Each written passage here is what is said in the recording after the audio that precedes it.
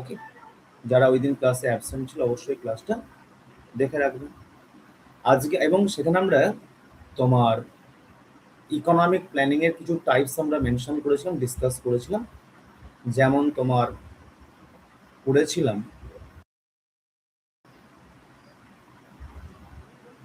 Time পিরিয়ডকে base করে, অর্থাৎ সময়কে ভিত্তি করে আমরা ইকোনমিক প্ল্যানিং এর কিছু আমরা টাইপ পেয়েছিলাম। যেমন পেয়েছিলাম শর্ট টার্ম প্ল্যানিং, পেয়েছিলাম মিডিয়াম টার্ম প্ল্যানিং, পেয়েছিলাম লং টার্ম প্ল্যানিং। আচ্ছা, তোমরা কি বলতে পারবে যারা লাইভে ছিলেন, এই যে শর্ট টার্ম প্ল্যানিং যার ডিউরেশন 1 ইয়ার, অর্থাৎ অ্যানুয়াল প্ল্যান যেটা পাচ্ছি আমরা, তাই না? যখন পরিকল্পনার সময়কাল যখন বলেছি 5 or 7 ইয়ার্স, 5 কিংবা 7 বছর, এই যে আগের দিনের ক্লাসটা দেখো, যখন বলেছি মিডিয়াম টার্ম প্ল্যান, এই যে ডিউরেশন 5 or 7 ইয়ার্স, তখন বলছি আমরা মিডিয়াম টার্ম প্ল্যানিং বলছি। যেমন ধরো আমাদের কেমন, আমাদের যে 5 ইয়ার প্ল্যান যেটা আমরা কন্টিনিউ করতাম, এখন আর করি না, সেটা ছিল একটা medium term planning. Indian 5 year planning was medium term planning. আর একটা পেয়েছি লং টার্ম প্ল্যান, যদিও এই লং টার্ম প্ল্যানের একটা নাম আছে। লং টার্ম প্ল্যান অপর নাম বলছি আমরা কি, লং টার্ম প্ল্যানের অপর নাম বলছি আমরা পার্সপেক্টিভ প্ল্যান। ওকে, এই যে লং টার্ম প্ল্যান যেটা বলছি তাকে বলছি আমরা পার্সপেক্টিভ প্ল্যান। এটাও দেখা আছে, এই যে পার্সপেক্টিভ প্ল্যান, যার ডিউরেশনটা কি 15 to 20 years, also called perspective planning. এগুলো বলেছি। এবং এই যে তিনটে প্ল্যান, এই যে short term plan concept, annual plan concept, medium term planning, long term planning, পৃথিবীতে প্রথম কোন কান্ট্রি কবে নেয়, ইন্ডিয়া কবে নিয়েছে, এগুলো সঙ্গে আগের ক্লাস ডিসকাস করেছি, নোটটা দেখে রাখবো। এবং লাস্টলি আমরা, এবং তারপর আমরা করেছিলাম কি একটা প্ল্যানিং হিস্ট্রি আলোচনা করেছিলাম। ইন্ডিয়াতে আমরা 5 ইয়ার প্ল্যান যেটা পাচ্ছি 1951 অনওয়ার্ড পেয়েছিলাম, কিন্তু তার আগে before 51 as well as before 1947, that is before independence, আমরা কিন্তু আমাদের কান্ট্রিকে প্ল্যানিং ওয়েতে ডেভেলপ করার জন্য বেশ কিছু এফোর্ট আমরা দিয়েছিলাম বা পেয়েছিলাম। জয়দীপ, ওকে, হ্যাঁ, যেমন ধরো তোমার হচ্ছে যে, যেমন ধরো বলেছি আমরা, হ্যাঁ অমিত, তোমার বোম্বে প্ল্যান, তারপরে বলেছি আমরা পিপুলস প্ল্যান, সর্বোদয় প্ল্যান, এগুলো আমরা 5 ইয়ার প্ল্যানিং গ্রহণের আগে প্ল্যানগুলো পেয়েছি। আগের দিন ক্লাসে আমরা সেগুলো সম্বন্ধে ডিসকাস করেছিলাম। ওকে, আচ্ছা, এর সঙ্গে সঙ্গে দেখে রাখবে প্রত্যেকে পয়েন্টসগুলো, এর সঙ্গে গান্ধিয়ান প্ল্যান। ওকে, আচ্ছা, আমরা আগের দিন এই সমস্ত কনসেপ্টসগুলো ডিসকাস করতে করতে একটা পয়েন্ট আমরা পেয়েছিলাম যে 1946 আমাদের কান্ট্রিতে ব্রিটিশ গভর্নমেন্টের পাশাপাশি আমরা পেয়েছিলাম ইন্টারিম গভর্নমেন্ট, অন্তর্বর্তী সরকার। যে আমরা আগের দিন ক্লাসে এই প্রসঙ্গে ইন্টারিম গভর্নমেন্ট সম্বন্ধে বেশ কিছু ইম্পর্টেন্ট ইনফরমেশনস আমরা শেয়ার করেছি, as well as interim government সম্বন্ধে আলোচনা করেছিলাম। তোমরা একটু ক্লাস ভিডিও রেকর্ডিংটা, ক্লাস নোটটা মানে অ্যাপে আছে, দেখে রাখবেন। ওকে, সেখানে আমরা পেয়েছি ইন্টারিম গভর্নমেন্টের পক্ষ থেকে ভারতকে প্ল্যানিং হতে ডেভেলপ করার জন্য একটা কনসেপ্ট আমরা পেয়েছিলাম, একটা স্টেপ পেয়েছিলাম, প্ল্যানিং অ্যাডভাইজারি কমিটি, এইটা তৈরি হয়েছিল। ওকে, আর একটা পয়েন্ট আমরা পেয়েছিলাম প্ল্যানিং অ্যাডভাইজারি কমিটি ডিসকাস করতে গিয়ে ইন্টারিম গভর্নমেন্ট সম্বন্ধে বলেছি। ইন্টারিম গভর্নমেন্টের যারা দায়িত্বে ছিলেন, খুব ইম্পর্টেন্ট একটা তোমার হচ্ছে যে নোট, ইম্পর্টেন্ট ম্যাটার, আমরা আগের ক্লাসে ডিসকাস করেছি, এই পয়েন্টটা দেখে রাখবেন, ভিডিওটা দেখে রাখবেন, এবং ক্লাসের তোমার হচ্ছে নোট তো আছেই, নোটটা দেখে রাখবেন। ওকে, আমরা আগের দিন আমাদের ক্লাসে এই পর্যন্ত আমরা করেছি এই যে সর্বোদয় প্ল্যান। যদিও মনে রাখবে সর্বোদয় প্ল্যানটা স্বাধীন ভারতে প্রথম নেওয়া হয়েছিল, জয়প্রকাশ নারায়ণ এই প্ল্যান ডকুমেন্টটা তৈরি করেছিলেন। ওকে, যদিও এই সর্বোদয় প্ল্যান কিন্তু বাস্তবায়িত হয়নি, কারণ যিনি ভারতের প্রধানমন্ত্রী ছিলেন জওহরলাল নেহরু, উনি কিন্তু এই প্ল্যান ডকুমেন্ট বা ওনার মন্ত্রিসভার পক্ষ থেকে প্ল্যান ডকুমেন্টটা রিজেক্ট করা হয়েছিল। ওরা কি করলো, বললো আমরা কোনো ইন্ডিভিজুয়াল ডেভেলপমেন্ট স্ট্র্যাটেজি অর্থাৎ প্ল্যানিং আমরা গ্রহণ করব না। প্ল্যানিং এর দিক দিয়ে যে কান্ট্রিটা টপ মোস্ট এক্সপিরিয়েন্সড, আমরা সেই কান্ট্রির প্ল্যানিং কনসেপ্ট আমাদের কান্ট্রিতে ফলো করব। জওহরলাল নেহরু এবং তার গভর্নমেন্টের প্রতিনিধিরা এইটা বলেছিলেন। দেখা গেল ওই সময় পৃথিবীতে top most experience country on economic planning ছিল ইউএসএসআর, পূর্বাতন সোভিয়েত রাশিয়া। ওরা কি করলো, সেই পূর্বাতন সোভিয়েত রাশিয়ায় ওই সময় চলছিল 5 ইয়ার প্ল্যান। কি করলো, এই 5 ইয়ার প্ল্যানিং কনসেপ্টটা আমাদের কান্ট্রিতে আমরা গ্রহণ করলাম 1951 সালে, যেটা বাস্তবায়িত হলো 1 এপ্রিল থেকে। আমরা সেটা আসবো। এবার একটু দেখিনি আমরা এই যে আমাদের কান্ট্রিতে আমরা যে 5 ইয়ার প্ল্যান যেটা গ্রহণ করলাম, যেটা গ্রহণ করতাম, এখন তো নেই। সেই পঞ্চবার্ষিকী পরিকল্পনার কিছু আমরা ফিচার্স আমরা পাই। We have already discussed in our last class one of the most important feature of our economic planning. আমরা আগের ক্লাসে একটা কিছু আলোচনা করেছিলাম, সেখানে একটা পয়েন্ট আমরা পেয়েছিলাম যে আমাদের দেশের অর্থনৈতিক পরিকল্পনার বৈশিষ্ট্য কি, মূল বৈশিষ্ট্য তোমার ছিল 5 ইয়ার প্ল্যানিং, পঞ্চবার্ষিকী পরিকল্পনা। এছাড়া আর কি কি বৈশিষ্ট্য আমরা পাই, অর্থাৎ আরও আমরা বিভিন্ন টাইপের প্ল্যান আমরা পাই, সেগুলো দেখে নিই আমরা সেই টাইপের প্ল্যানগুলো আমরা কি কি পাচ্ছি বা কি কি আছে। দেখো প্রথমে যেটা পেয়েছি, indicative planning versus imperative planning. যদি শক্তি, রূপসানা, অমিয়, জয়দীপ, চয়নিকা, প্রততি এবং যারা আমার এই মুহূর্তে কথাগুলো শুনছো বা যারা পরে শুনবে, যদি indicative planning imperative versus imperative planning, যদি এই দুই প্ল্যানের বাংলা মানে বুঝে নিই আমরা, সেই প্ল্যানিং কনসেপ্ট দুটো ক্লিয়ার হয়ে যাবে। একটু কনসেপ্টটা জেনে রাখুন, এখান থেকে যে ধরনের কোশ্চেন দিক হামেশা আনসার করতে পারবে। কেমন ধরনের কোশ্চেন আসতে পারে, যে ইন্ডিয়ান ইকোনমিক প্ল্যানিং কেমন ধরনের প্ল্যানিং, বা বললো মানে এই যে প্ল্যানিং কনসেপ্ট, সেই কনসেপ্ট বেস করে কোশ্চেন দিল। তো দেখিনি আমরা ইন্ডিকেটিভ প্ল্যানিং কি, ইম্পারেটিভ প্ল্যানিং কি। ধরো আমি অমিয়কে বললাম, অমিয় তুমি এই কাজটা করে দিলে খুব ভালো হয়। অপরদিকে জয়দেবকে বললাম, জয়দীপ তোমাকে এই কাজটা করতেই হবে। ডিফারেন্স কোন জায়গায়? যে অমিয়কে বলছি, রিকোয়েস্ট করছে, একটা ইঙ্গিত দিচ্ছি, ইন্ডিকেশন দিচ্ছি, অমিয় কাজটা করো, করলে খুব ভালো হবে। That is one kind of indication, indicate করছে একটা, ওকে একটা কি করছে, ওকে একটা মানে তোমার যে রিকোয়েস্ট করছে, কোনো কম্পালশন কিছু নেই, ও সেটা করতে পারে, না বলেছে আমি পারবো না, হ্যাঁ স্যার করে দিচ্ছি। পারতেও করতে পারে, নাও করতে পারে। আর জয়দীপ তোমাকে কাজটা করতে হবে, না হলে তোমার শাস্তি হবে, না হলে তোমার এই জায়গায় আটকে দেওয়া হবে। এখানে হচ্ছে এটা এটা এটা কি হচ্ছে, কথা এটা একটা ইম্পারেটিভ সেন্স কাজ করছে, মানে বাধ্য হচ্ছে জিনিসটা করতে, ইচ্ছার বিরুদ্ধে হোক কিংবা ইচ্ছার পক্ষেই হোক। এখানে কম্পালশন আছে, না করলেই হবে, তাই না?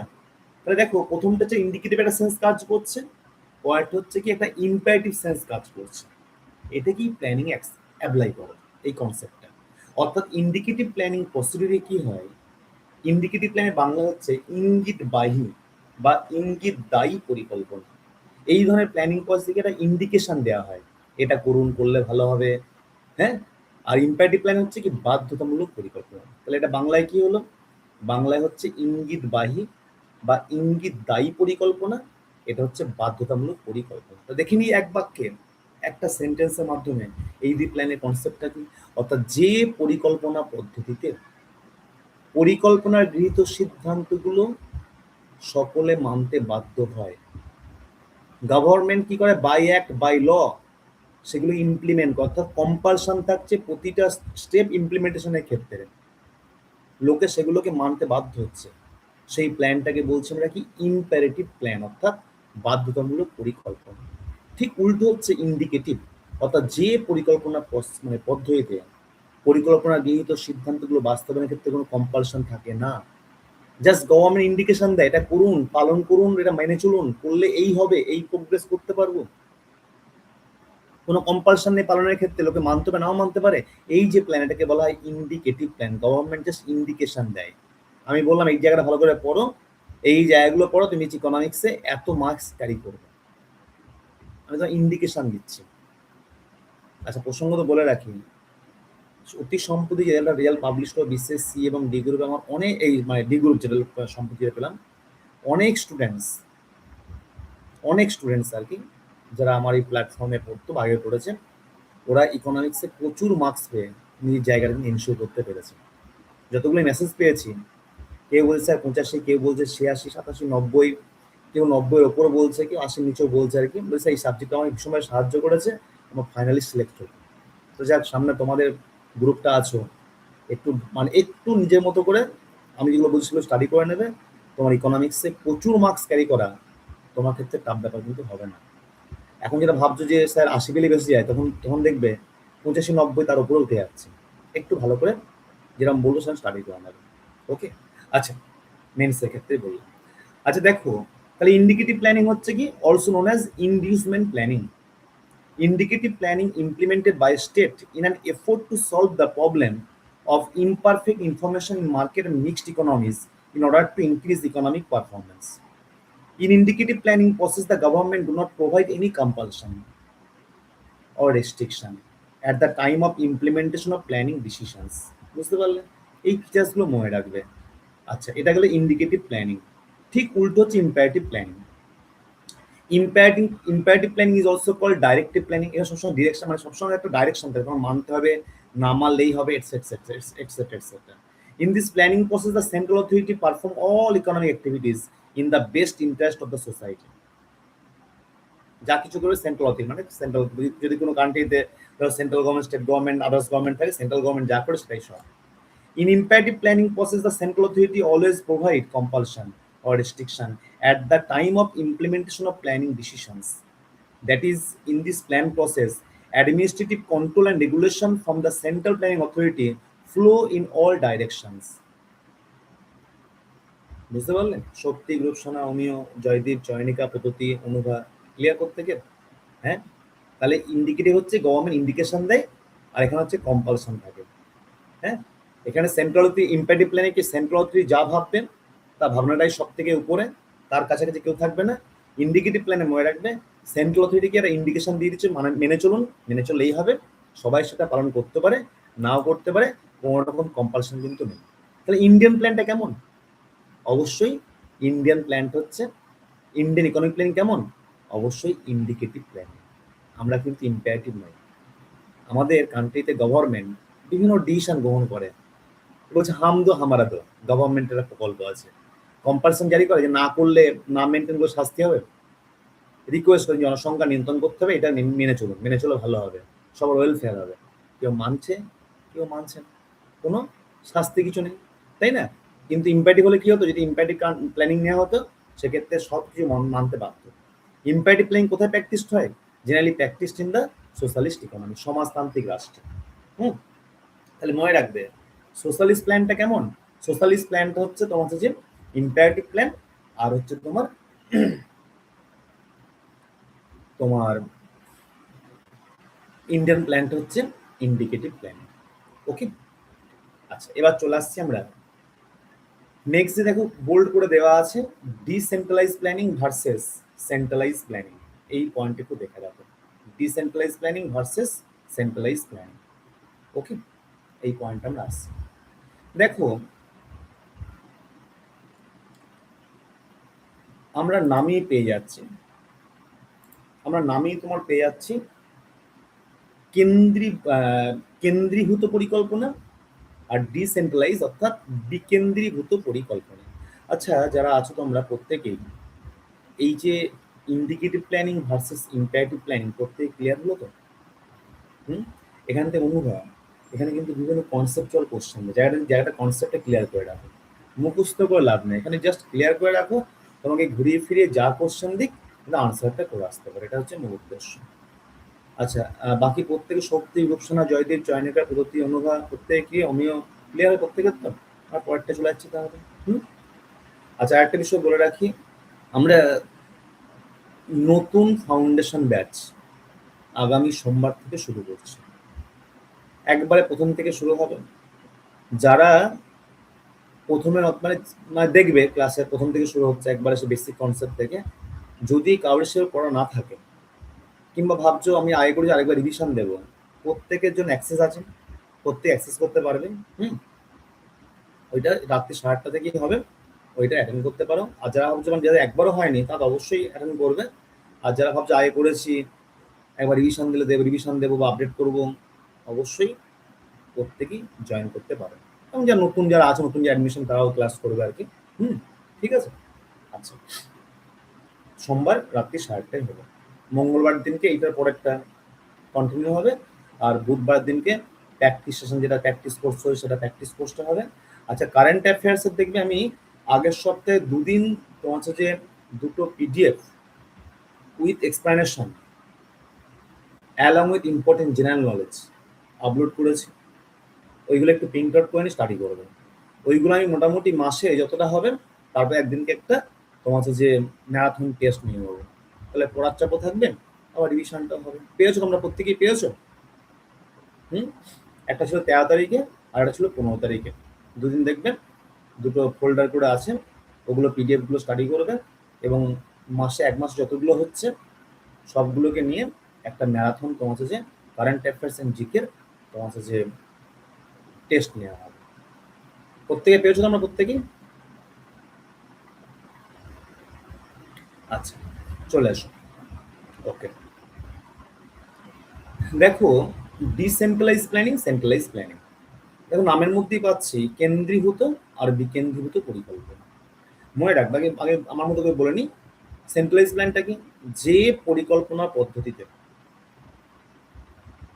সেন্ট্রাল অথরিটি বা একটা নির্দিষ্ট অথরিটি পরিকল্পনার সমস্ত স্টেপসগুলো কভার করছে।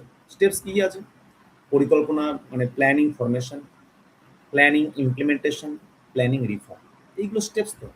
পরিকল্পনা রূপায়ণ, পরিকল্পনা তোমার বাস্তবায়ন, পরিকল্পনা সংস্করণ, যখন সবগুলো করছে বাই আ সিঙ্গেল অথরিটি তখন সে প্ল্যানটাকে বলছে আমরা কি সেন্ট্রালাইজ প্ল্যান। মনে রাখবে সেন্ট্রালাইজ প্ল্যানিং প্রসেসে কি হচ্ছে? পিপুলস পার্টিসিপেশন মোটেই সম্ভব নয়, জনগণ অংশগ্রহণ থাকে না। মানে সেন্ট্রাল অথরিটি যা ডিসিশন নেবে সবাইকে সেটা মানতে বাধ্য হচ্ছে। ওকে, ঠিক উল্টো হচ্ছে ডিসেন্ট্রালাইজ প্ল্যান, অর্থাৎ যে পরিকল্পনা পদ্ধতিতে পরিকল্পনার সমস্ত স্টেপসগুলো গ্রহণ করা হয়, বাস্তবায়ন করা হয়, সংস্করণ করা হয় সর্বস্তরের প্রতিনিধিদের অংশগ্রহণের মাধ্যমে। একবারে গ্রাসরুট থেকে টপ সমস্ত লেভেলের লোকের বা সমস্ত স্তরের অংশগ্রহণের মাধ্যমে পরিকল্পনা রূপায়ণ হচ্ছে, বাস্তবায়ন হচ্ছে, সংস্করণ হচ্ছে। সেই প্ল্যানটাকে বলছি আমরা কি তোমার ডিসেন্ট্রালাইজ প্ল্যানিং প্রসিডিওর। মনে রাখবে in decentralize planning procedure people's participation is an important phenomenon. জনগণ অংশগ্রহণ একটা গুরুত্বপূর্ণ ম্যাটার কোথায়? Decentralize plan. তাহলে বলো তো এই যে 2 কনসেপ্ট পেলে, according these 2 concepts, that is centralized planning concept and decentralized planning concept, আমাদের প্ল্যান কোনটা? অবশ্যই আমাদের প্ল্যান হচ্ছে ডিসেন্ট্রালাইজ প্ল্যান। ওকে, সোশ্যালিস্ট কান্ট্রি যারা আছে তাদের কান্ট্রির গভর্নমেন্ট অল ইন অল সবই গভর্নমেন্ট, তাদের প্ল্যানটা কেমন হয়? Centralise plan. তাহলে আমরা যদি আগের সঙ্গে কম্পেয়ার করি, যখন কোন একটা কান্ট্রিতে প্ল্যানটা centralise, on the other hand this plan is also the imperative planning. যখন কোনো একটা কান্ট্রিতে প্ল্যানটা হচ্ছে ডিসেন্ট্রালাইজ, অপরদিকে প্ল্যানটা কেমন? Indicative planning. তাহলে আমাদের প্ল্যানটা কেমন? Indicative. On the other hand Indian planning is decentralised planning. বোঝা গেল?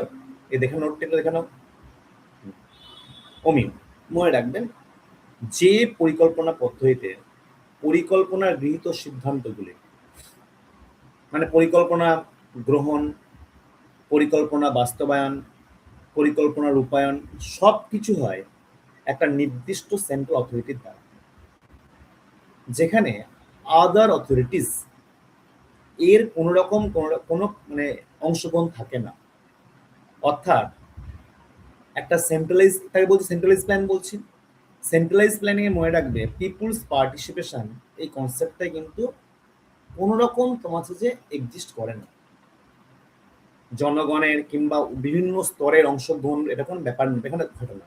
এই যা করবে কি একটা নির্দিষ্ট অথরিটি, অর্থাৎ কেন্দ্রীয় একটা অথরিটি থাকবে, তারা এই পরিকল্পনা গ্রহণ করবে, পরিকল্পনা বাস্তবায়ন করবে, পরিকল্পনা রূপায়ণ করবে। জনগণের অংশগ্রহণ বা অন্যান্য অথরিটি অংশগ্রহণ এখানে ঘটে না।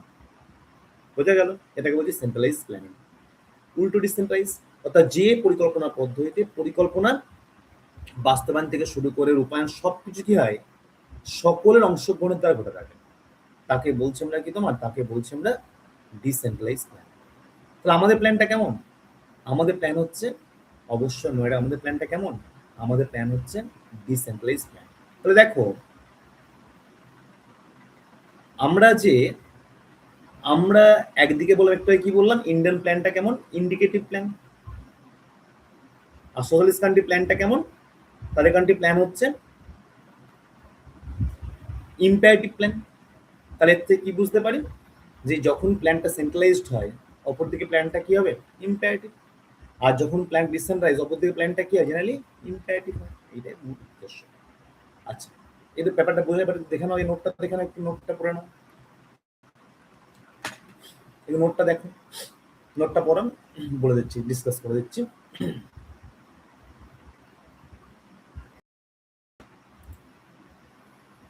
দেখো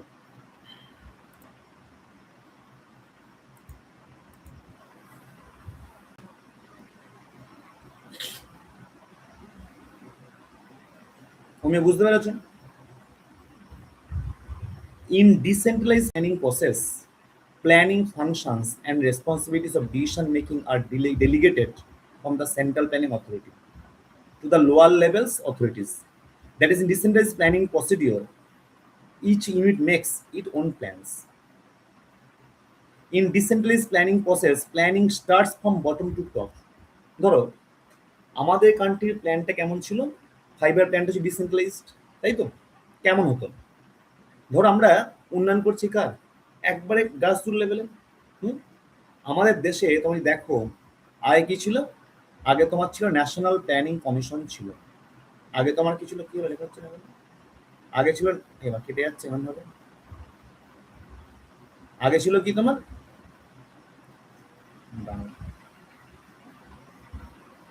আগে ছিল,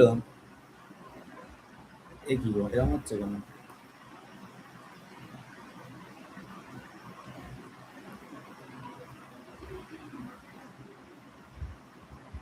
আগে ছিল ন্যাশনাল প্ল্যানিং কমিশন ছিল।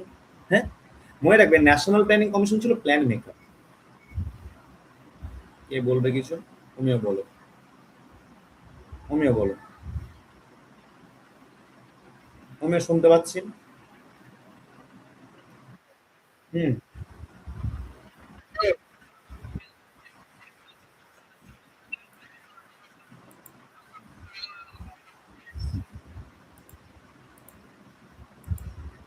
পেজটা হেজি আসছে, তাই তো? প্রত্যেক সমস্যা হচ্ছে।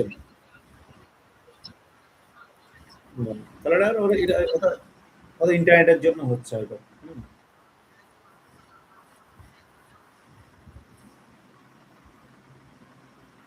ওটা ইয়ের জন্য, তাহলে ওটা তোমার হচ্ছে ওই ইন্টারনেট হয়তো আপডাউন করছে কিছু কারণের জন্য। ঠিক আছে, শোনো, ধরো আমাদের কান্ট্রিতে প্ল্যান কেমন তৈরি হতো, 5 ইয়ার প্ল্যান। আচ্ছা বলো তো, ইন্ডিয়াতে 5 ইয়ার প্ল্যানিং ডেভেলপমেন্ট স্ট্র্যাটেজি কে তৈরি করতো, চয়নিকা?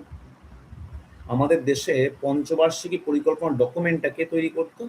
অবশ্য তৈরি করতো কে, ন্যাশনাল প্ল্যানিং কমিশন, তাই না? তৈরি করতো কে, ন্যাশনাল প্ল্যানিং কমিশন তৈরি করতো, তাই না? যদি এখন নেই, এর পরিবর্তে কি পাচ্ছি আমরা, এর পরিবর্তে পাচ্ছি আমরা নীতি আয়োগ আমরা পাচ্ছি। হুম, তাই তো? মনে রাখবে, যখন আমাদের কান্ট্রিতে এই যে ন্যাশনাল প্ল্যানিং কমিশন প্ল্যানটা তৈরি করতো, কে হতো জানো? ওর নিজের মতো করে প্ল্যান তৈরি করতো। মানে ন্যাশনাল প্ল্যানিং কমিশন মেম্বার যারা আছে তারা নিজের মতো করে প্ল্যান তৈরি করলো, দিয়ে বলে এরকম বাস্তবায়ন করলাম, সবাই মেনে চলুন, এরকম হতো না। কি করতো, আমরা উন্নয়ন কার করতে চাইছি, একবারে কাজ শুধু আমার আমার এলাকায় ডেভেলপ করতে হবে, তাই না? দেখা যাচ্ছে আমাদের একবারে লোয়ার লেভেলে অ্যাডমিনিস্ট্রেটর কারা আছে, যে আমরা ভিলেজ এলাকায় আসি, শহর আসে না, গ্রামটাই বলি, পঞ্চায়েত সিস্টেম, পঞ্চায়েতি রাজ ইনস্টিটিউশনগুলো আছে।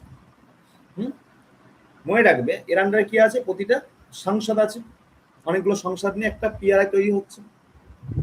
সংসদ লেভেলে আমাদের দেশে আমরা প্ল্যানটা বলছি না decentralise plan. Why? Because on the base of the decentralise planning concept আমাদের দেশে প্রতিটা সংসদে একটা সংসদ স্তরীয় উন্নয়ন কমিটি আছে। অর্থাৎ একটা পঞ্চায়েত অধীনস্থ একটা সংসদের কোন জায়গায় কেমন উন্নয়নের প্রয়োজন তারা কি করলো, ওই কমিটি তোমার হচ্ছে যে একটা রূপরেখা তৈরি করলো সংসদ লেভেল, একবারে বুথ লেভেল যেটা বলি আমরা, দিয়ে করলো সেটা পঞ্চায়েতকে দিলাম।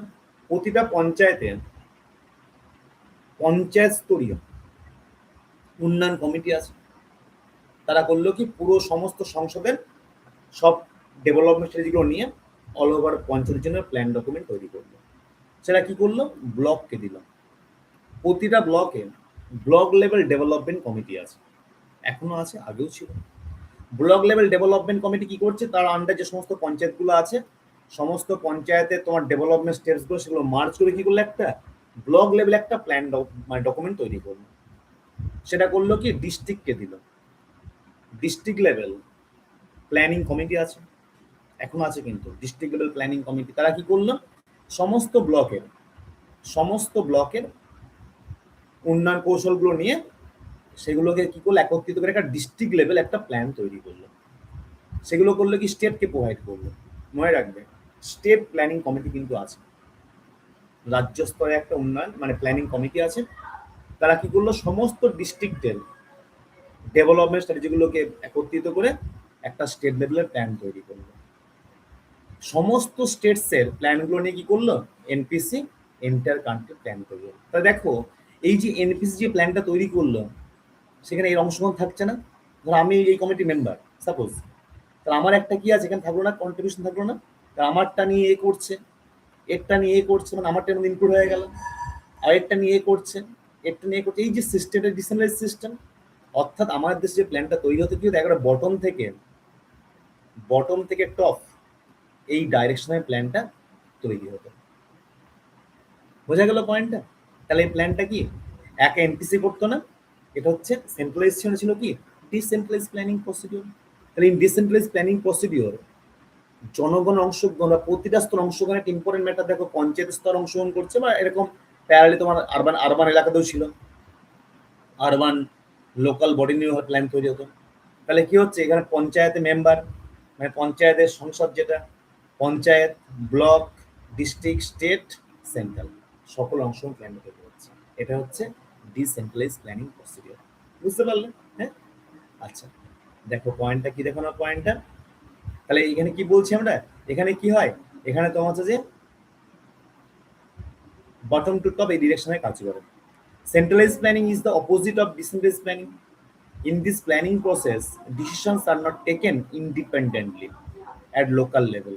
লোকাল লেভেল কোনো ডিসিশন গ্রহণ করতে পারে না।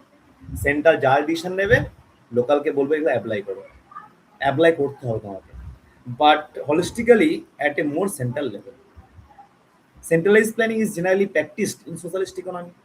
তাহলে আমরা এই ওদিকে পেলাম ইন্ডিকেটিভ ইম্পারেটিভ, এদিকে সেন্ট্রালাইজ ডিসিশন, যদি দুটো আমরা কম্পেয়ার করি, যদি দুটোর মধ্যে কোয়েনসাইড করি, তা কি পাবো, সেন্ট্রালাইজ প্ল্যান দ্যাট ইজ, মিল কোনটা পাচ্ছি আমরা, imperative plan, decentralise plan that is indicative plan. কিন্তু দুটো কনসেপ্ট কিন্তু আলাদা, রিমেম্বার ইট।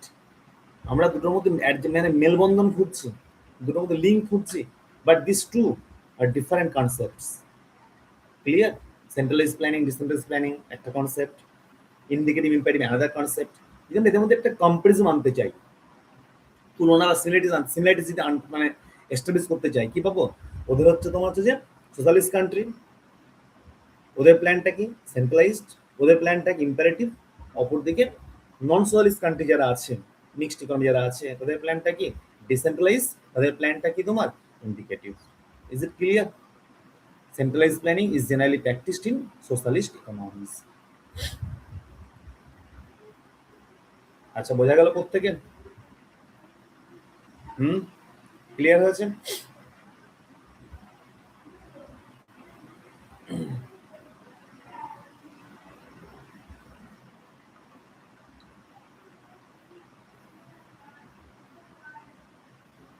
এবার চলে আসো আর একটা important planning concept, that is Democratic planning.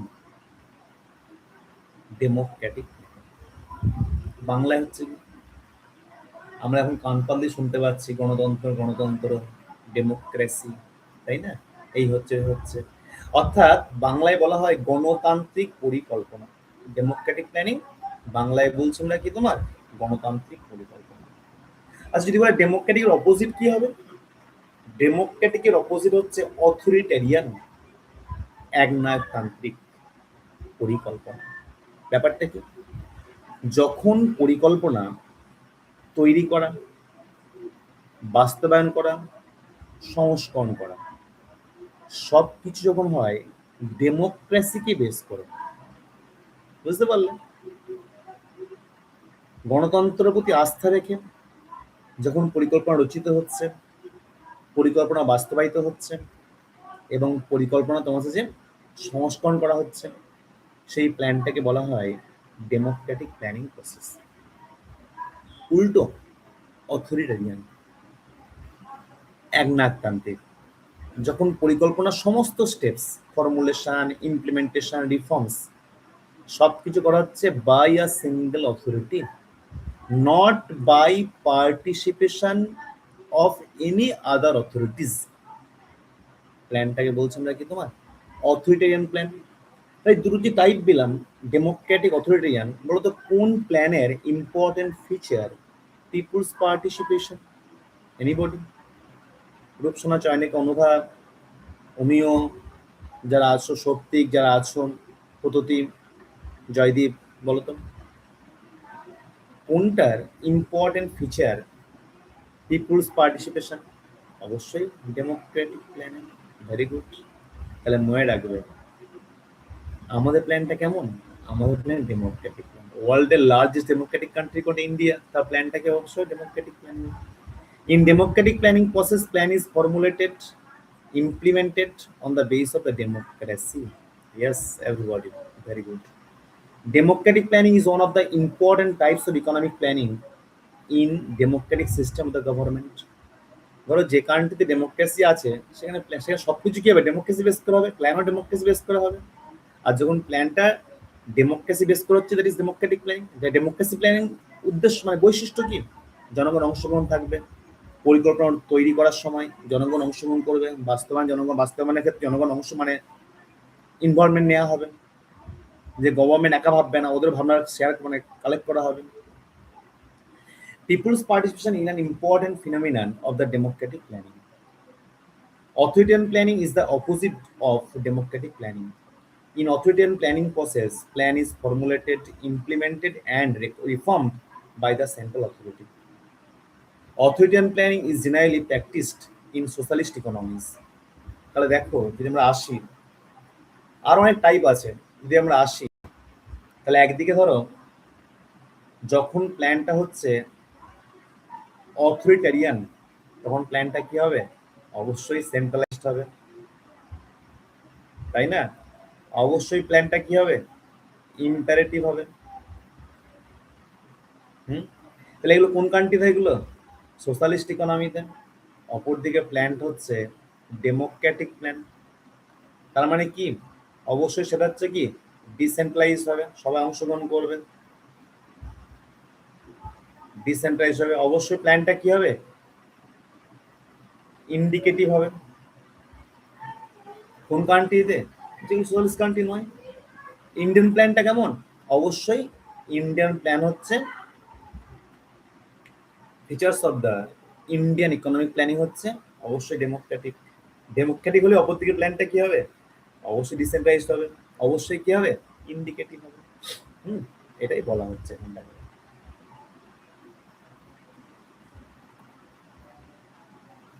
এই যে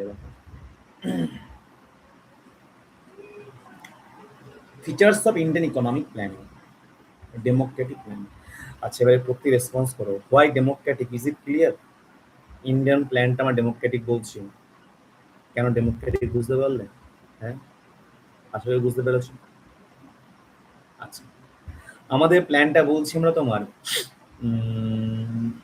ডিসেন্ট্রালাইজড, অবশ্যই বুঝতে পেরেছ জয়দীপ। আমাদের প্ল্যানটা অবশ্যই ইন্ডিকেটিভ। আমরা অলরেডি ডিসকাস করলাম। আমাদের নয় কোনটা? উল্টোগুলো নয়, পদ্ধতি। তাহলে আমাদের হচ্ছে ডেমোক্রেটিক, ডিসেন্ট্রালাইজড, ইন্ডিকেটিভ। আমরা নই আমরা অথরিটেরিয়ান নই, আমরা নই সেন্ট্রালাইজড নই, আমরা নই ইম্পারেটিভ নই, তাই না?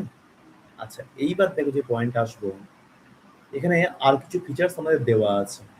Comprehensive planning, structural planning. Just কনসেপ্টগুলো দেখে রাখো, তো ভাইটাল নয়। আগে যখন ডেসক্রিপটিভ হতো না, তখন ডেসক্রিপটিভ ক্লাসেই 2014 সালের আগে, হ্যাঁ 6, 7, 8, 9, 10, 11, 12, 13 সময় যখন পড়াতাম, যখন আমি তো 5 সাল থেকে জার্নি শুরু করে পড়ানো শুরু করেছিলাম সেই সময় থেকে, তখন এই ডেমোক্রেটিক প্ল্যানিং শর্ট নোট দেখাতাম, right short note on Democratic planning, Indian planning feature 16 নম্বরে কোশ্চেন হতো, ইন ডিসেন্ট্রালাইজ প্ল্যানিং এর versus centralise planning short note, এই পরীক্ষা আসতো এগুলো। আচ্ছা, ইন্ডিকেটিভ, ডিসেন্ট্রালাইজ, ডেমোক্রেটিক এগুলো পরীক্ষা হতো। কম্প্রিহেন্সিভ এগুলো তোমার হচ্ছে যে বড় হতো না, এগুলো এই ফিচার্স মধ্যে আসতে লিখতে হবে আর কি। কম্প্রিহেন্সিভ বাংলা বলতে কি? সর্বাত্মক। মনে রাখবে, আমরা on the basis of the nature of economic planning, planning এর বিভিন্ন type pi. One of the important type হচ্ছে কম্প্রিহেন্সিভ প্ল্যানিং। অপোজিট কোনটা? কম্প্রিহেন্সিভ অপোজিট হচ্ছে পার্শিয়াল প্ল্যানিং, আংশিক পরিকল্পনা, পূর্ণাঙ্গ পরিকল্পনা। ধরো আমাদের কান্ট্রিতে দেখা গেল কোনো ক্ষেত্রই ডেভেলপমেন্টের টপ লেভেলে বিলং করছে না। সবাই ডেভেলপিং, কেউ ডেভেলপিং এর পথে আছে, কেউ আনডেভেলপ অবস্থায় আছে, কেউ ডেভেলপ পথে রিচ করেনি। আমরা তো যখন প্ল্যান নিয়ে কি করি, 1 মিনিট জয়দীপের কথাটা শুনে একটু দাঁড়াও। হ্যাঁ, জয়দীপ বলো।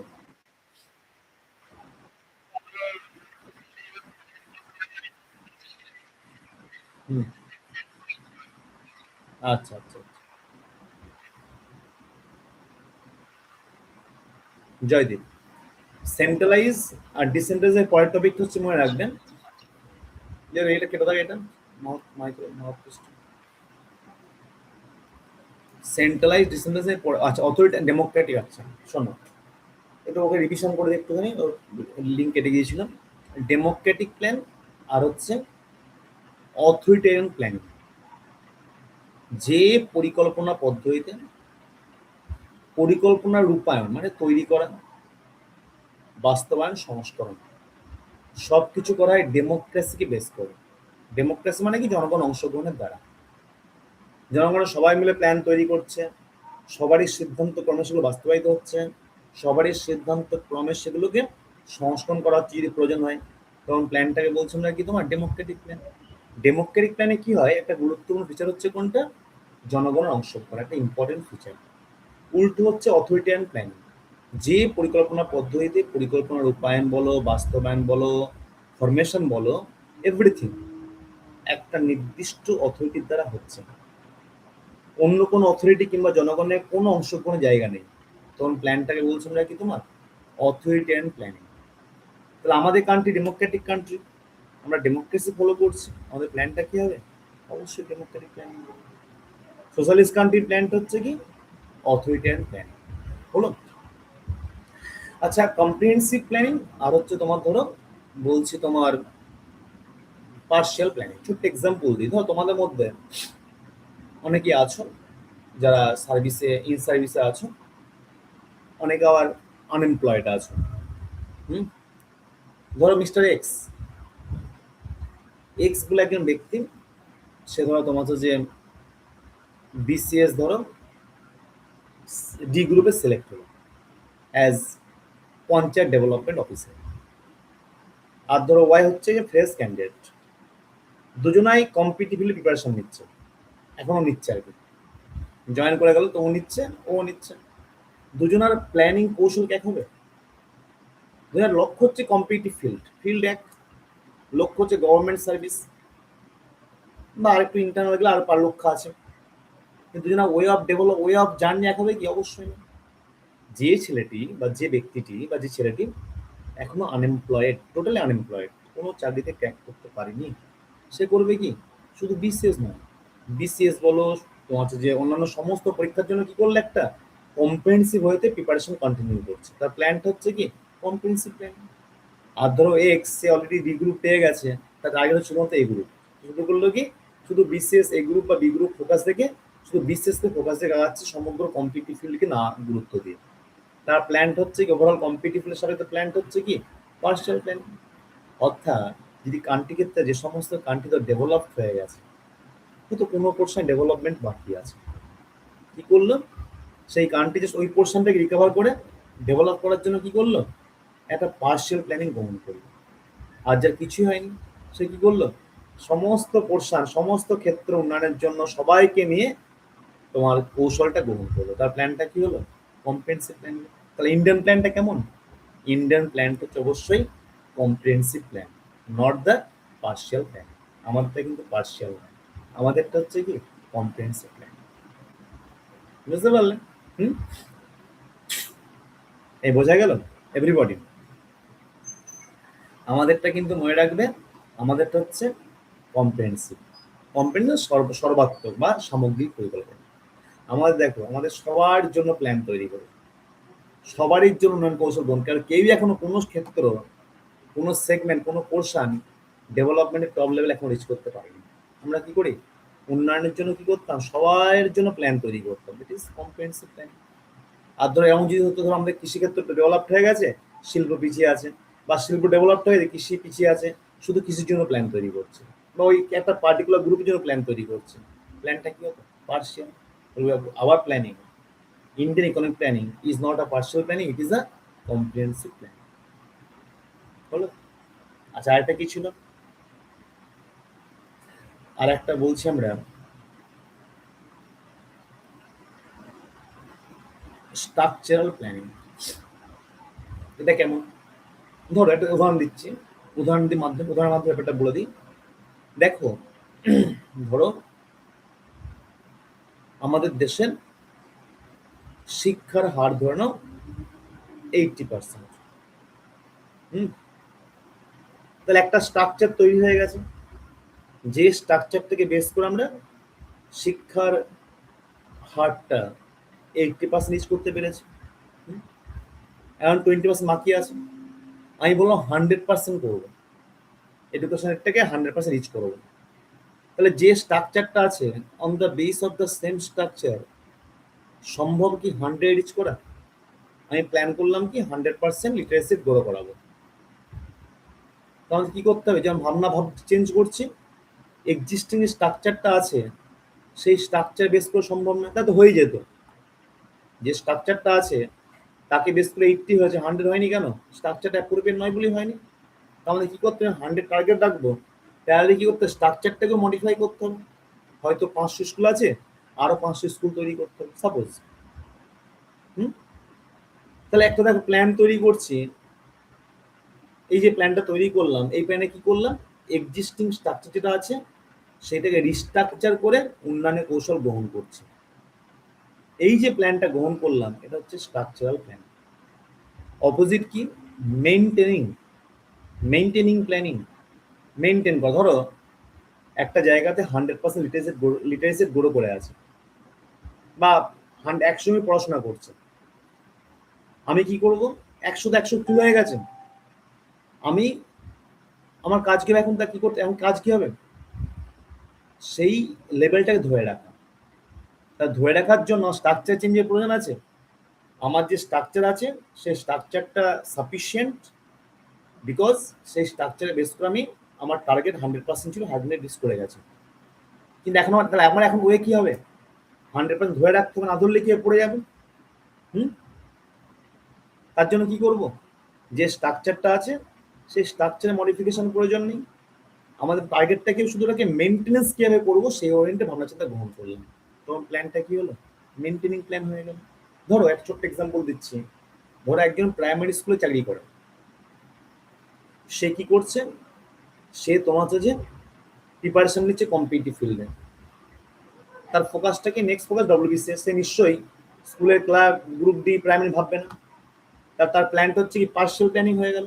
হ্যাঁ, এবার সে যে প্ল্যানটা তৈরি করছে, সে প্ল্যানই ভাবো স্যার, প্রথম প্ল্যানের মেন টাস্কগুলো কি আছে, মেন টাস্কের মধ্যে পড়ছে আগে স্কুলটাকে বাঁচানো, এই সময় উঠবো, এই সময় স্কুলে বেরোবো, এই সময় স্কুল থেকে বাড়ি আসবো, তারপর টাইম থাকবে, টাইমটায় কম্পিটিটিভ ফিল্ডে পড়াশোনা করবো। দেখো তার যদি প্ল্যানটা ভাবো, দেখে পুরোটা হচ্ছে ম্যাক্সিমামটা হচ্ছে মেনটেনেন্স ওরিয়েন্টেড প্ল্যানিং, তাই না? অর্থাৎ যে যখন যে অর্থনৈতিক পরিকল্পনায় পরিকল্পনার এক্সিস্টিং কাঠামোকে ভিত্তি করে সেই কাঠামো মেনটেন করার জন্য যখন ভাবনা চিন্তা করছি বা প্ল্যান নিচ্ছি, তখন তাকে বলছি মেনটেনেন্স প্ল্যান বা মেনটেনিং প্ল্যানিং। আর যে পরিকল্পনা পদ্ধতি এক্সিস্টিং স্ট্রাকচারকে তোমাকে চেঞ্জ করে নতুন স্ট্রাকচার বা কাঠামো গঠনের মাধ্যমে পরিকল্পনা উন্নয়ন কৌশল গ্রহণ করছি, তখন প্ল্যানটাকে বলছি আমরা কি তোমার স্ট্রাকচারাল প্ল্যানিং বলছি। আমাদের প্ল্যানটা কেমন? অবশ্যই স্ট্রাকচারাল প্ল্যান। আমাদের তো কোনো জায়গাতেই স্ট্রাকচার অ্যাপ্রোপ্রিয়েট নয়, তাই না? যদি অ্যাপ্রোপ্রিয়েট হতো তো আমরা উন্নয়ন করে ফেলতাম। ইনঅ্যাডিকুয়েট ইনফ্রাস্ট্রাকচার বা মানে অ্যাপ্রোপ্রিয়েট স্ট্রাকচার নেই বলে আমরা কি হচ্ছে প্রোগ্রেসটা টপ লেভেলে রিচ করতে পারছি না। আমাদের প্ল্যানে কি করা হতো? আমরা যে প্ল্যানটা নিয়ে প্রথমে কি করতাম, যেমন টার্গেট ফিক্স করতাম, তার সঙ্গে সঙ্গে এক্সিস্টিং স্ট্রাকচারটাকে মডিফাই করে নতুন স্ট্রাকচার গঠনের জন্য প্ল্যান তৈরি করতাম। দ্যাট ইজ প্ল্যানটা কি ছিল? Structural plan. তাহলে ইন্ডিয়ান প্ল্যানটা হচ্ছে কি? ইন্ডিয়ান প্ল্যান হচ্ছে ডেমোক্রেটিক প্ল্যানিং। ইন্ডিয়ান প্ল্যানটা কি? ইন্ডিয়ান প্ল্যান হচ্ছে তোমার হচ্ছে যে ডিসেন্ট্রালাইজ প্ল্যানিং। ইন্ডিয়ান প্ল্যান হচ্ছে ইন্ডিকেটিভ প্ল্যানিং। ইন্ডিয়ান প্ল্যান হচ্ছে কম্প্রিহেনসিভ প্ল্যানিং। ইন্ডিয়ান প্ল্যান হচ্ছে কি তোমার স্ট্রাকচারাল প্ল্যানিং। আরও অনেক ফিচার্স আছে, যেগুলো মেন ফিচার্স। রূপসানা, চয়নিকা, প্রততি, অনুভা, সৌক্তিক, অমিয়, জয়দীপ, প্রত্যেকে বোঝা গেল? হুম, আচ্ছা। এইবার একটা দেখো, আমাদের দেশে না পরিকল্পনার পিরিয়ডের সাপেক্ষে আমরা এই সমস্ত ফিচার্সগুলো পাচ্ছি। কিন্তু 1991 আমাদের দেশে একটা গুরুত্বপূর্ণ বছর। 91 সালটা আমাদের দেশের একটা গুরুত্বপূর্ণ বছর ইকোনমিক্যাল অ্যাসপেক্টে। কেন? 1991-এ আমরা আমাদের কান্ট্রিতে গ্রহণ করেছিলাম এলপিজি, লিবারালাইজেশন, প্রাইভেটাইজেশন, গ্লোবালাইজেশন, এগুলো গ্রহণ করেছিলাম, তাই না?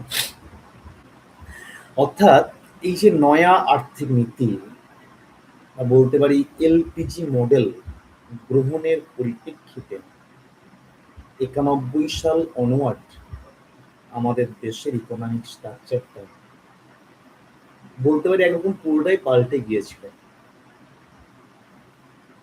91-এর আগে আমাদের যে ইকোনমিক স্ট্রাকচার ছিল, সেই স্ট্রাকচার আমরা বেশি মাত্রায় গুরুত্ব দিতাম সরকারি ক্ষেত্রের উপর। 91-এর আগে, 91-এর পরে কি হচ্ছে? আমরা সেখান থেকে বেরিয়ে এসে বেশি মাত্রায় জোর দিচ্ছি প্রাইভেট সেক্টরের উপর। অর্থাৎ বিফোর 1991 আমরা ফলো করতাম কি? ফলো করতাম সোশ্যালিস্টিক প্যাটার্ন অফ সোসাইটি 1991-এর আগে। 91-এর পর কি ফলো করছে? Capitalistic pattern of society. 91-এর আগে আমাদের দেশে ব্যাপক মাত্রায় গভর্নমেন্ট রোল ছিল আর্থিক কার্যকলাপে। 91 অনওয়ার্ড কি করছে? আস্তে আস্তে গভর্নমেন্ট রোলটাকে আমরা কমিয়ে ফেলছি। আস্তে আস্তে আমরা করছি মার্কেট ওরিয়েন্টেড হয়ে পড়ছি। দ্যাট মিনস মানে যে কোনো ডিসিশন গ্রহণ করছি মার্কেটকে ভিত্তি করে। সুতরাং 1991 বা তার পরবর্তী সময়ের সাপেক্ষে ভারতীয় পরিকল্পনার একটা আমরা গুরুত্বপূর্ণ ফিচার পাচ্ছি বা পেয়েছিলাম বা পেয়েছি। সেটা হচ্ছে কি? Market oriented decision making plan. Market oriented decision making planning, বাংলায় বলছি বাজার উদীয়মান সিদ্ধান্তমূলক পরিকল্পনা। ব্যাপারটা কেমন? মানে 91-এর আগে আমাদের দেশের যদি কোনো প্রোডাকশন ক্ষেত্রে ভাবি, আমরা প্রোডাকশনের ক্ষেত্রে ভাবি, দেখা গেলো যে কোনো প্রোডাকশনের ম্যাক্সিমামটা কি করছে? গভর্নমেন্ট প্রডিউস করছে। গভর্নমেন্ট করতো কি? দেখছে আমি ম্যাক্সিমাম প্রডিউস করে নিজের মতো করে নিজের যে স্ট্রাকচার তাকে বেস করে কি করতো? প্ল্যান তৈরি করতো।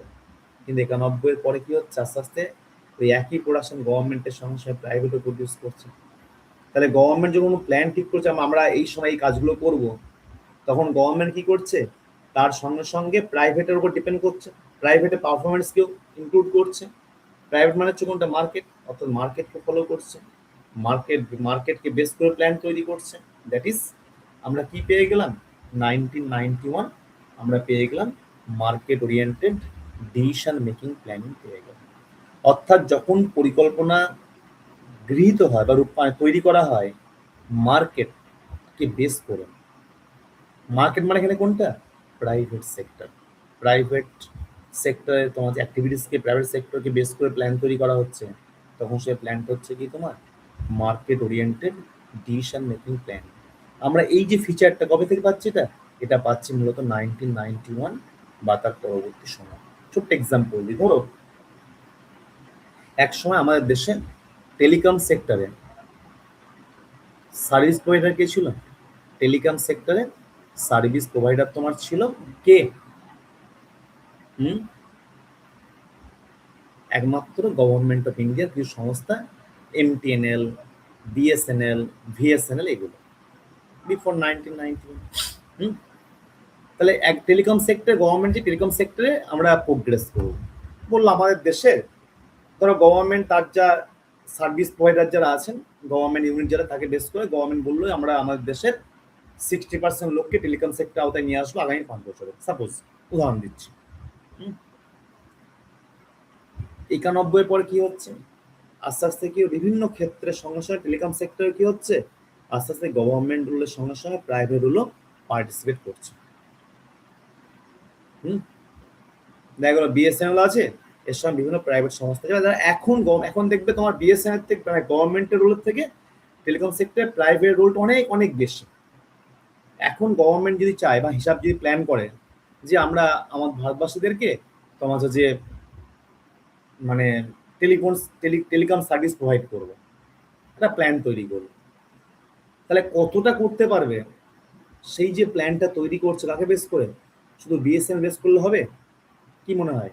বিএসএনএল সামান্য সার্ভিস প্রোভাইড দেয় অন্যগুলোর তুলনায়, তাহলে কি করতে হবে? জিও থেকে শুরু করে গভর্নমেন্ট ভাববে যে আমার কতগুলো সার্ভিস প্রোভাইডার আছে, ওভারঅল তাদের ক্যাপাসিটি কত আছে, সেই ক্যাপাসিটিকে ভিত্তি করে আমি এতগুলো লোকের কাছে পৌঁছাতে পারবো, একটা প্ল্যান তৈরি করবো।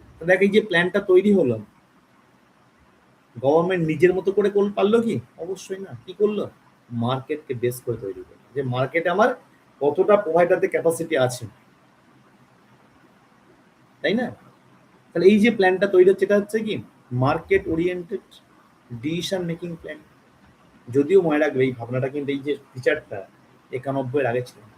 এই ফিচারটা কবে পাচ্ছি আমরা? এই ফিচারটা পাচ্ছি আমরা তোমার হচ্ছে যে এই 91 অনওয়ার্ড আমরা পাচ্ছি। তাহলে one of the another most important economic features of Indian economic planning is market oriented decision making planning. Indian economic planning is market oriented decision making planning. These features was introduced in 1991 মূলত কার মাধ্যমে? LPG model বা new economic policy. New economic policy এর দ্বারা পেয়েছি আমরা। ওকে, আচ্ছা এই যে আমরা এতক্ষণ ধরে প্ল্যানিং ফিচার্স গুলো বললাম, ইকোনমিক প্ল্যানিং ফিচার্স বললাম, ইন্ডিয়ান প্ল্যানিং ফিচার্স বলছি, এই ইকোনমিক প্ল্যানিংটা এটা কার ম্যাটার? তোমরা কনস্টিটিউশনে পড়েছো, কেন্দ্র রাজ্য আর্থিক সম্পর্ক পড়েছো, তাই না? হ্যাঁ, এই সরি, কেন্দ্র রাজ্য ক্ষমতা বন্টন ডিস্ট্রিবিউশন পড়েছো। বলো দেখি তো, আমি আমার ক্লাসে অনেকবার আলোচনা করেছি কেন্দ্র রাজ্য ক্ষমতা power distribution between central state, এইটা ভারতীয় সংবিধানে কোন শিডিউলে আছে? আগে বলো, তারপরে পয়েন্টটা আসছে। হ্যাঁ, ভারতের সংবিধানে কোন শিডিউলে আছে? অবশ্যই এই কোন শিডিউলে বলছে আগে। তোমরা ভারতীয় সংবিধান একটা শিডিউল পাও যেখানে তোমার আছে যে কেন্দ্র রাজ্য ক্ষমতা বন্টন করা আছে 3টি লিস্টের মাধ্যমে, কনকারেন্ট লিস্ট বা ইন্ডিয়ান লিস্ট, স্টেট লিস্ট আর হচ্ছে কনকারেন্ট লিস্ট। এই যে এই এতগুলো পয়েন্টস বললাম, আমি তো অলরেডি ক্লাসে বহুবার পয়েন্ট আলোচনা করেছি, কোন আর্টিকেল কোন কোন ইয়েতে সব বলেছেন এগুলো। হ্যাঁ, তো দেখো আমরা যেটা পাচ্ছি তোমার হচ্ছে সেভেন সেভেন শিডিউল আমরা পাচ্ছি, তাই না? 7 শিডিউল আমরা পাচ্ছি। এইবার যদি আমরা আসি এই যে তোমার এই যে ইকোনমিক প্ল্যানিং, এইটা যদি বলা হয় কার ম্যাটার, কোন লিস্টের ম্যাটার? অবশ্যই ইকোনমিক প্ল্যানিং। তুমি একটু কি দেখো, আমি ছোট দেখাচ্ছিলাম আমাদের, কারণ ডিসেন্ট্রালাইজড প্ল্যান কে নিতে পারে? সেন্টার নিতে পারে, আবার স্টেট নিতে পারে। অর্থাৎ যখন কোনো বিষয় সেন্ট্রাল এবং স্টেট উভয় গ্রহণ করতে পারে, দিস এলিমেন্ট বা this matter is the part of কোন লিস্ট? অবশ্যই কনকারেন্ট লিস্ট, যুগ্ম তালিকার বিষয়, তাই না? তাহলে মনে রাখবেন ইকোনমিক প্ল্যানিং এটা হচ্ছে কি, এটা হচ্ছে কনকারেন্ট লিস্টের element of the concurrent list.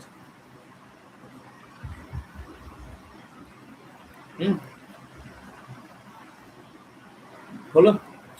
তুমিও ক্লিয়ার?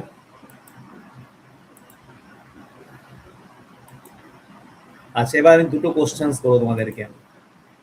আচ্ছা, দুটো কোশ্চেন, যে কোনো আনসার, যে কেউ আনসার করো।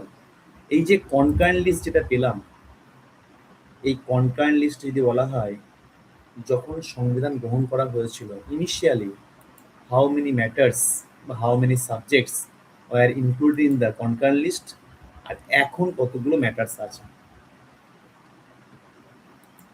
এই একটা কোশ্চেন। 1 নাম্বার কোশ্চেন, কনকারেন্ট লিস্টের বর্তমান এবং অতীত শুরু ম্যাটার্স কতগুলো আছে। 2 নাম্বার কোশ্চেন, কনকারেন্ট লিস্ট এই কনসেপ্ট আমরা কোন কান্ট্রি থেকে ফলো করেছি। এই একটা বিষয় গেল, দুটো কোশ্চেন।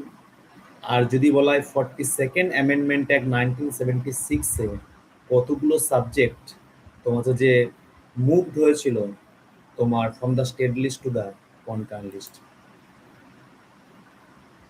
যারা আছে প্রত্যেকেই বলো। আচ্ছা, কনকারেন্ট লিস্ট বলছে, হ্যাঁ অমিয় ঠিক আছে। এই বাকি দেখি হলো 47 ছিল, ভেরি গুড চয়নিকা। ইনিশিয়ালি 47 ছিল, এখন সেটা 52। যদিও মধ্যের এই যে এতটা বছর সেখানে বেশ কিছু আমরা কনকারেন্ট লিস্ট অ্যাড হতে দেখেছি, 47 থেকে 52 পাঁচটা অ্যাড হয়েছে। কোন কোন প্ল্যান, কোন রে? 42nd অ্যামেন্ডমেন্ট অ্যাক্ট 1976 অ্যাড হয়েছে। আর কনকারেন্ট লিস্ট এই কনসেপ্টটা কার, এটা কোথায় পেয়েছি আমরা? এটা পেয়েছি অস্ট্রেলিয়া থেকে পেয়েছি, এটা পেয়েছি অস্ট্রেলিয়া থেকে পেয়েছি। ঠিক আছে, তাহলে মনে রাখবেন আমাদের যেটা ছিল 47, 5টা যোগ হলো এখন 52টা। ঠিক আছে, এই 5টা স্টেট লিস্ট থেকে মুভ করেছে কনকারেন্ট লিস্টে। কবে সেটা? সেটা হচ্ছে 42nd অ্যামেন্ডমেন্ট অ্যাক্ট 1976। আশা করি ভুলবেন এটা। তাহলে কি দাঁড়ালো? কনকারেন্ট লিস্ট কোথা থেকে পেয়েছি? অস্ট্রেলিয়া থেকে পেয়েছি। আচ্ছা, 47, কারেন্ট 52, 5টা অ্যাড হলো। 42nd অ্যামেন্ডমেন্ট অ্যাক্ট 1976 কোন প্রধানমন্ত্রীর সময়? During the prime ministership of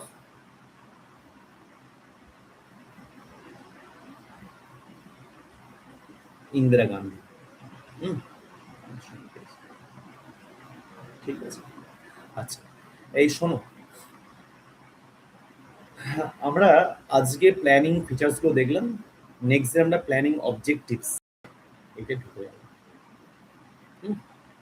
ঠিক আছে, একটু পয়েন্টটা বলে রাখি, আমাদের নতুন তোমার ফাউন্ডেশন কোর্স আমরা আগামী সোমবার থেকে শুরু করছি, একবারে বেসিক থেকে শুরু হবে, স্টেপ বাই স্টেপ আগাবো। যাদের হয়নি এরাই করনি, কিংবা যারা করেছো রিভিশন ভাবছো দেবো, প্রত্যেকেই অ্যাক্সেস পাবে। আর নতুন যারা অ্যাডমিশন নিয়েছে বা নেবে তারাও তোমার সেখানে ক্লাস করবে। আর এর সঙ্গে সঙ্গে এটা সোমবার, মঙ্গলবার আমাদের ঠিক এর পরের পার্ট থেকে শুরু করব। এই যে কি এরিয়াসে চলছে এটা, এটা কিন্তু 24-25 BCS-এর জন্য এই কোর্সটা কি এরিয়াসটা ভালো করে দেখো প্রথম থেকে। এটা 45তম ক্লাস, 45তম ক্লাস।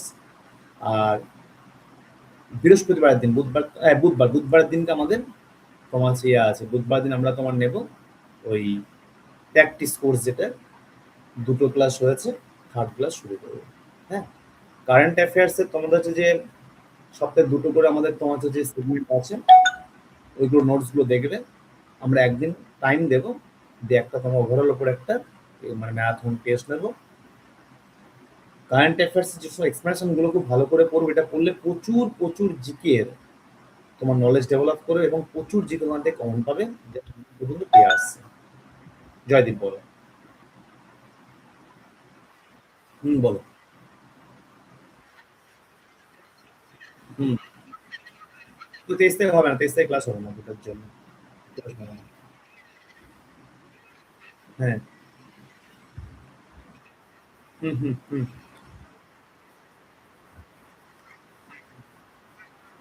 আচ্ছা, আচ্ছা, আচ্ছা। হুম, হুম। আচ্ছা দেখি ওটা, হ্যাঁ, আমাদের কি আমাদের অবশ্য হবে না, অসুবিধা নেই। দেখতে পরে জানিয়ে দেবো, হ্যাঁ। সোমবারটা জয়েন করে তারপর বলে দেবো, ঠিক আছে? ও আচ্ছা, আচ্ছা, ওটা ওটা করা আছে, ঠিক আছে। ঠিক।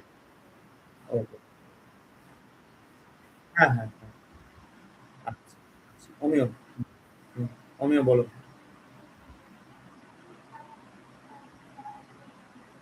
রূপসানা, হ্যাঁ, হ্যাঁ। অমিয় বলো। ও আচ্ছা, আচ্ছা, আচ্ছা। এই তাহলে এইখানে রাখি, হ্যাঁ? আমি এখনই ক্লাসে অমিয় কি বলবে দেখি, অমিয় বলো। হ্যাঁ, বলো।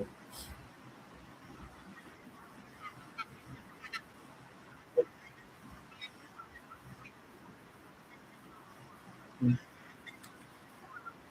হুম, হুম, হুম, হুম, হুম।